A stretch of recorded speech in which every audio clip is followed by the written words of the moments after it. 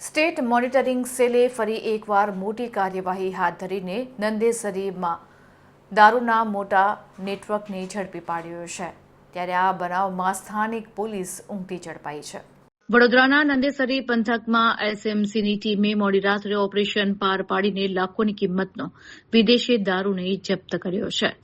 એસએમસીને બાતમી મળી હતી કે રડિયાળીપુરામાં વિદેશી દારૂ વિપુલ માત્રામાં છે, ત્યારે લાખોની માત્રામાં દારૂનો જથ્થો ઝડપાયો છે।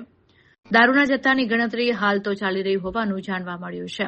ખાન છે તેઓ પણ અત્યારે જોડાઈ રહ્યા છે અને જે રીતના પ્રોફેસર એસએમસીની ટીમને જે માહિતી મળી હતી તો માહિતીના આધારે અત્યારે જે